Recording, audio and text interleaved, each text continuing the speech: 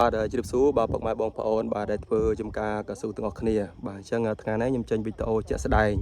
បាទដែលមុនយើងបានបាញ់ថ្នាំពណ៌បាទនៅទីតាំងកន្លែងនេះអញ្ចឹងណាបាទមកដល់ឥឡូវនេះបាទគឺចាប់ផ្ដើមលឺត្រួយល្អហើយស្លឹកលលោងគឺស្អាតមែនទែន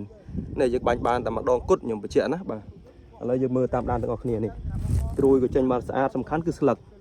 បាទស្លឹកលលោងព្រិលតែម្ដងបាទស្លឹកមានកម្លាំងអញ្ចឹងណាបាទយើងបាញ់បានតែម្ដងឯងអញ្ចឹងសម្រាប់បងដែលត្រូវការផលិតផលល្អអាចទាក់ទងបានបាទហ្នឹងខ្ញុំធ្វើជាក់ស្ដែងខ្ញុំបាញ់ជាក់ស្ដែងណាបាទខ្ញុំបញ្ជាក់កន្លែងនេះបាទហើយកុំវែងមានតែមួយដើមនេះទេបាទគឺស្ទឹងតែទាំងអស់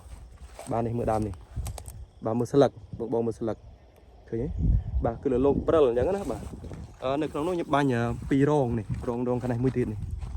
បាទអានេះក៏ស្អាតដែរនេះមើលស្លឹកបាទដាក់មកគឺផ្លេកអញ្ចឹងណាបាទគឺស្អាតមែនតើបាទហើយបើសិនជាកស៊ូធំអាហ្នឹងតើយើងមើលទៅលើបាទដឹងច្បាស់បាទយើងមើលក្រោមបាននេះត្រឹមនេះអញ្ចឹងមើលលោឃើញទេបាទនេះបាទលោស្រល់តែបើចង់ត្រួយណាគឺចាប់ផ្ដើមចេញមកនេះបាទអញ្ចឹងណាបាទអញ្ចឹងបើសិនជាបងបាទចង់បានកស៊ូល្អលូតលាស់លឿនបាទស្លឹកមានកម្លាំងបាទត្រួយចេញមកលឿនបាទអាចខមមិននៅខាងក្រោមនេះបានបាទខ្ញុំមានបច្ចេកទេសជូនអញ្ចឹងណាបាទអរគុណ